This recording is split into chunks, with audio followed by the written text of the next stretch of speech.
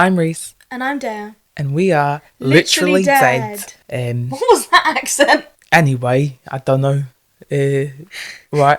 So today we are doing a Fright Bite. And if you didn't know, Fright Bites are bite-sized pieces of us speaking about a film that is typically currently running. So it's spoiler-free because we want you to go out there and watch it. Support your cinemas, bitches. Please, they're dying. Today we're talking about a very trending topic. We're talking about obsession. Which you've probably already seen. But if you haven't, what are you doing? What are you doing? Everyone's seen it. Literally everybody's seen it. I mean, Dave, do you want to start? Do you want me to go first? I think that I have a very unpopular opinion about this movie, and so I think that you should go first. Okay, I'll go first. I gave this film a 3.5 out of 5. I think it's good. I think it has some really fun visual moments. The pacing can feel incredibly satisfying at times. They really use rules of three in a very good way. There's almost a comedy rhythm to some of the scenes that they do.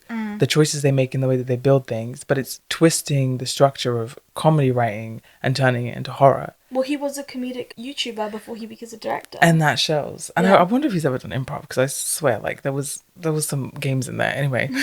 But no, it's quite interesting to see that, and it's unique in itself.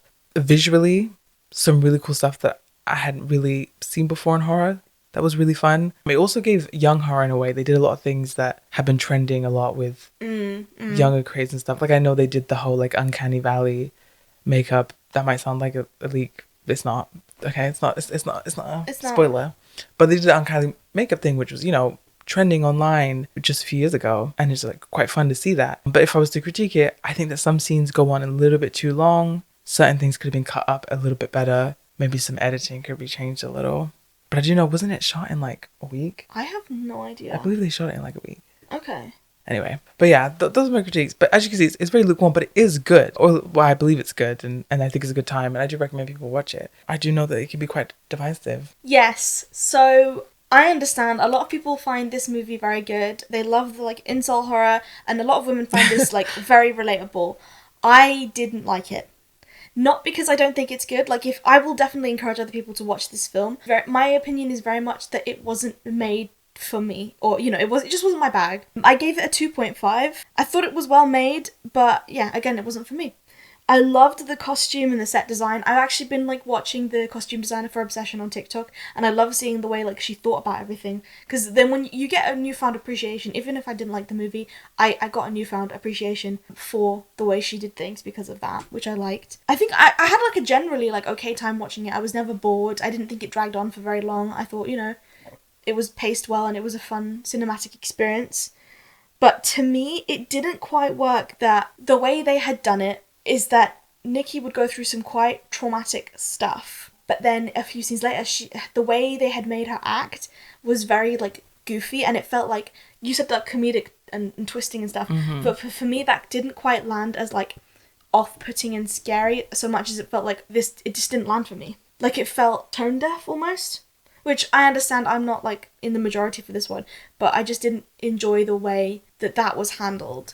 Like, a lot of the notes I have are, like, spoilery. So I'm trying to word it in a way where I still want you to see it. But once you've seen it, you'll understand where I'm coming from.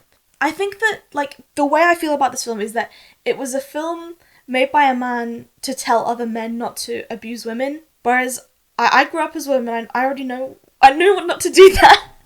And so it felt like a parable, like a lesson that I guess I sat in the wrong classroom or something, This is interesting to me. Because I mean, when you watch it, like, it does seem like, oh, that must be the obvious message. But I didn't see it as like a parable at all, telling men not to abuse women. I saw it as like a philosophical sort of like standing. Because it's looking at this point of this person who's doing something horrible to another person, but it was completely by accident. And even for the most part of it happening, they don't truly believe that it's them doing it, because it would take a leap of faith to believe that it's all real. And then the moment they do find out it's real, it then shows them grappling with the only thing that could solve it, which is something that I think most of us would struggle doing. That's fair enough. Again, like, I'm very aware that I'm in the minority in this situation. But it's definitely relevant that he's a man. Yeah. And I'd heard about some of the, like, behind-the-scenes stuff where, like, the director originally wanted... Because he didn't use this, I'm just going to say, he originally wanted Romeo and Juliet ending. And that really, like, turned me against this movie a little bit more, because I wonder more about his intentions because of that little fact that I know, and which definitely clouds my judgment on the film. That's the thing, like, we can review films and we can be as objective as we want, but at the end of the day, we're biased towards the other things surrounding the films that we watch, right? Like, obviously I've seen the behind the scenes for the costume, and I've seen this little fact, and obviously we're in like a society where incels are very much like a thing, so you know, you're gonna have a positive or negative response to all these different stimuli as well as the film.